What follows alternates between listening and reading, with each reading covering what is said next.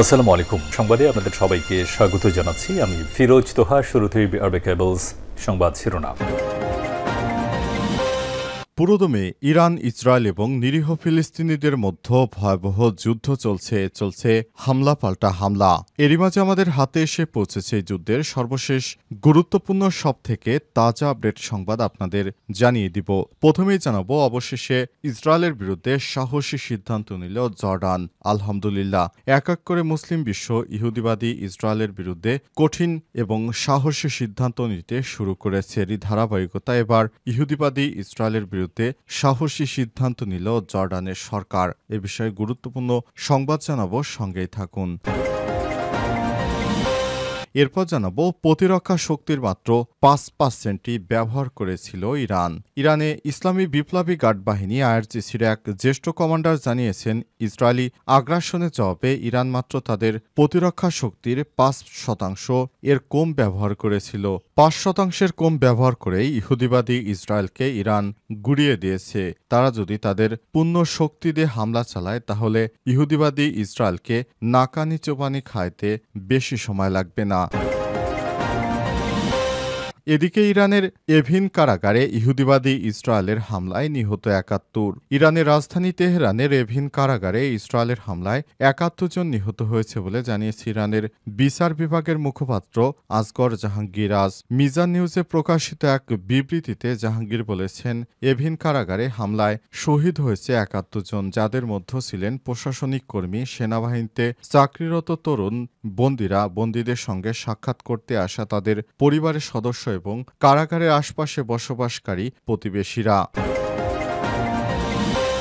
জানাবো, ইরানে ফের ফ্লাইট চালুর ঘোষণা তুরস্কের। ইরানে পুনরায় ফ্লাইট চালু করছে তুরস্ক। তুর্কি বিমান সংস্থা টার্কিশ এয়ারলাইন্স ঘোষণা করেছে, তারা পুনরায় ৩০ জুন থেকে ইরানে ফ্লাইট চালু করবে।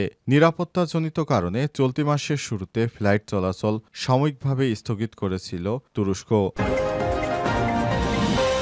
এবং সর্বশেষ জানাবো, ৮ই আগস্ট নতুন বাংলাদেশ দিবস বাতিল ঘোষণা করলেন অন্তর্বর্তীকালীন সরকারের প্রধান উপদেষ্টা। এখন থেকে ৮ই আগস্টের পরিবর্তে ৫ই আগস্ট অভ্যুত্থান দিবস পালিত হবে, সেটি ঘোষণা করেছেন অন্তর্বর্তীকালীন সরকার। এর আগে ৮ তারিখে নতুন বাংলাদেশ দিবস ঘোষণার পরই ব্যাপক সমালোচনার মুখে পড়ে সরকার।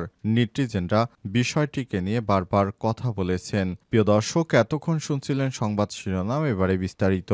তবে তার আগে বন্ধুরা, অনুরোধ থাকবে এই সংবাদটিতে একটি লাইক দিন। এই চ্যানেলে আপনি নতুন হয়ে থাকলে আমাদের সংবাদটি দেখতে দেখতে চ্যানেলটি সাবস্ক্রাইব করে রাখুন। কমেন্ট করে বন্ধুরা আপনার মূল্যবান মতামত জানিয়ে দিন আপনি বিশ্বের কোন দেশ থেকে বা বাংলাদেশের কোন স্থান থেকে আমাদের সংবাদটি দেখছেন এবং শুনছেন। আর বন্ধুরা, ইসরায়েল ও ফিলিস্তিনের যুদ্ধে আপনি যদি নিরীহ ফিলিস্তিনিদেরকে ভালোবেসে থাকেন, কমেন্টে ইয়েস লিখে বিশ্ববাসীকে জানিয়ে দিন। সংবাদটি শেয়ার করে বন্ধুদেরও দেখার সুযোগ করে দিন। সংবাদটি আপনার ফেসবুকে শেয়ার করে ছড়িয়ে দিন সবার মাঝে। এবারে বিস্তারিত।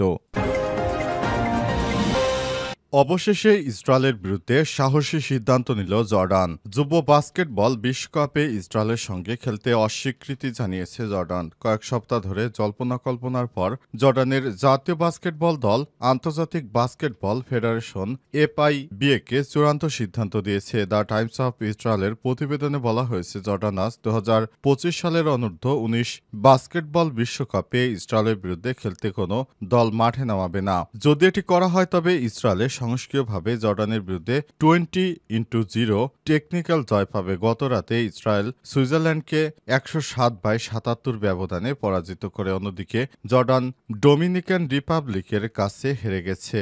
ইসরায়েল বাস্কেটবল অ্যাসোসিয়েশনের চেয়ারম্যান আমোস ফিশম্যান বলেছেন, বাস্কেটবল অ্যাসোসিয়েশনের পক্ষ থেকে জর্ডান দলের সিদ্ধান্তে আমি দুঃখিত। আমি আশা করছি জর্ডানরা খেলতে আসবে। আমি আশা করছি জর্ডানের যারা আছে তারা এই খেলাটি উপভোগ করবে এবং তারা খেলাটি খেলতে আসবে, এই প্রত্যাশা ব্যক্ত করেছেন তিনি। এ অবস্থায় শেষ পর্যন্ত ইহুদিবাদী ইসরায়েলের সঙ্গে জর্ডান খেলবে না এমন সিদ্ধান্ত নিয়েছে। তবে দেখা যাক শেষ পর্যন্ত কি হয়। আশা করা হচ্ছে জর্ডান ইহুদিবাদী ইসরায়েলের সঙ্গেই খেলায় যাবে না।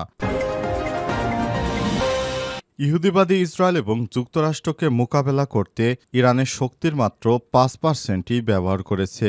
বাকি ৯৫% শক্তি ইরান ব্যবহারই করেনি। ইরানের ইসলামী বিপ্লবী গার্ড বাহিনী আইআরজিসির এক জ্যেষ্ঠ কমান্ডার জানিয়েছেন, ইসরায়েলে আগ্রাসনের জবাবে ইরান তাদের প্রতিরক্ষা শক্তির মাত্র ৫%রও কম ব্যবহার করেছে। আইআরজিসি সমন্বিত সমন্বয়ক বিষয়ক উপকমান্ডার brigadier general Mohammad Reza Naqdi আজ দেশটির রাষ্ট্রীয় টেলিভিশনে দেয়া এক সাক্ষাৎকারে মন্তব্য করেন। তিনি বলেন, ইসরায়েলের বিরুদ্ধে ইরানের পাল্টা হামলায় দেশের প্রতিরক্ষা শক্তির ৫%-এরও কম বাস্তবিক অর্থে সক্রিয় হয়েছে। তিনি বিষয়টি ব্যাখ্যা করে বলেছেন, এখানে সক্রিয় অর্থ এই নয় যে সেগুলো ব্যবহৃত হয়েছে বা শেষ হয়ে গেছে, এবং এর মানে প্রতিরক্ষা ইউনিটগুলো মাত্র ৫% শত্রুর মোকাবেলায় যুক্ত হয়েছিল, মাত্র বাকি ৯৫%ই তারা এখনও সক্রিয় করেনি। নাকদি বলেন, এর অর্থ হচ্ছে আমাদের মূল সামরিক সক্ষমতা এখনও অপ্রকাশিত রয়েছে, ইসরায়েলের বিরুদ্ধে সেগুলো ব্যবহারই হয়নি। তার ভাষায়, আমাদের পূর্ণ শক্তির প্রকাশ এখনও বাকি রয়েছে, তা এখনও মঞ্চে ওঠেনি।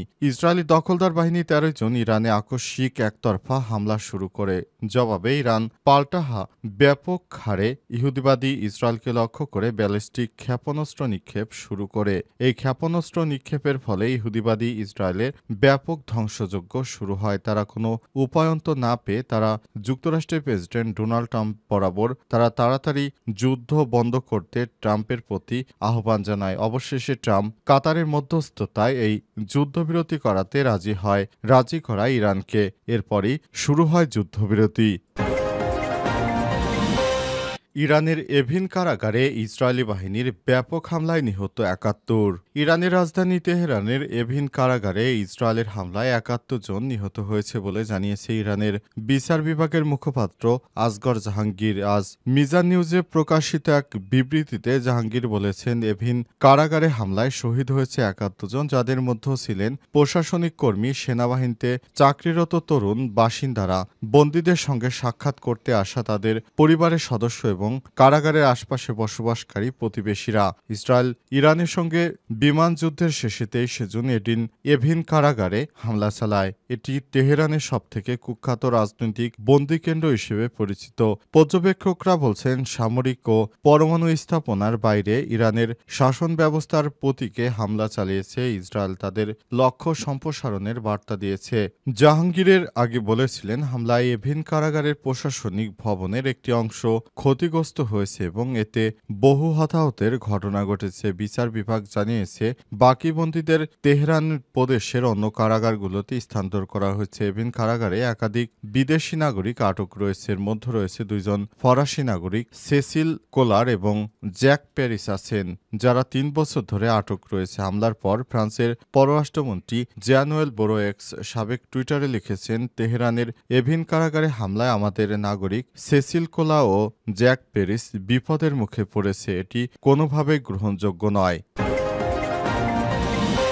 ৮ই আগস্ট নতুন বাংলাদেশ দিবস বাতিল ঘোষণা। ৮ই আগস্টকে নতুন বাংলাদেশ দিবস হিসেবে পালনের সরকারি সিদ্ধান্তের বিরুদ্ধে দেশজুড়ে ব্যাপক সমালোচনার ঝড় উঠেছিল। সামাজিক যোগাযোগ মাধ্যম থেকে শুরু করে রাজনৈতিক মহল এবং বুদ্ধিজীবীদের অনেকেই এই প্রস্তাবের যৌক্তিকতা নিয়ে প্রশ্ন তুলেছিলেন। সর্বস্তরের এমন জোরালো আপত্তির মুখে অবশেষে সরকার সেই বিতর্কিত সিদ্ধান্ত বাতিল করেছে। এখন থেকে ৮ই আগস্টে কোনো দিবস পালিত হচ্ছে না, বরং ৫ই আগস্টে পালিত হবে গণ অভ্যুত্থান দিবস। আজ অন্তর্বর্তীকালীন সরকারের প্রধান উপদেষ্টা অধ্যাপক ডক্টর মোহাম্মদ ইউনূস ৮ই আগস্টের পরিবর্তে ৫ই আগস্টেই নতুন অভ্যুত্থান দিবস পালনের ঘোষণা দিয়েছেন। অন্তর্বর্তীকালীন সরকার ক্ষমতায় আসার পর বিভিন্ন সমস্যা সামনে আসার পর এক এক করে তিনি বিভিন্ন সমস্যাগুলো মোকাবেলার চেষ্টা করছেন। অন্তর্বর্তীকালীন সরকার দায়িত্ব নেয়ার পর দেশজুড়ে বিভিন্ন বিশৃঙ্খলা তৈরির এক পর্যায়ে অন্তর্বর্তীকালীন সরকার সমস্ত কিছু ঠিক করে ফেলেছেন। তাকে ধন্যবাদ জ্ঞাপন করতেই হবে, কারণ তার মতো একজন দূরদর্শী নেতৃত্ব বাংলাদেশে আছে বলে বাংলাদেশে এখনো কোনো সমস্যার মুখে পড়তে হয়নি। অন্তর্বর্তীকালীন সরকার দায়িত্ব গ্রহণের পর এক এক করে বিভিন্ন সমস্যা আসতেই থাকে, কিন্তু সমস্ত সমস্যাগুলি তিনি অত্যন্ত সফলভাবে সেগুলো ঠিক করেন।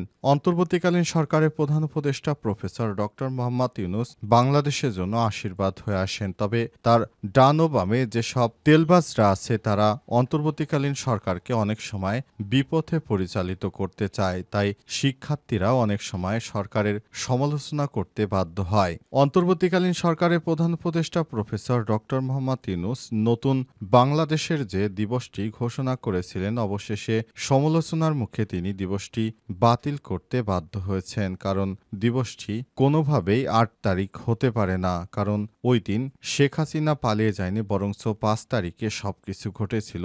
দিবস ঘোষণা হলে ৫ তারিখেই হওয়া উচিত। তাই অন্তর্বর্তীকালীন সরকার সেই বিষয়টিকে সামনে রেখেই ৫ তারিখে এই দিবসটি পালনের সিদ্ধান্ত নিয়েছে।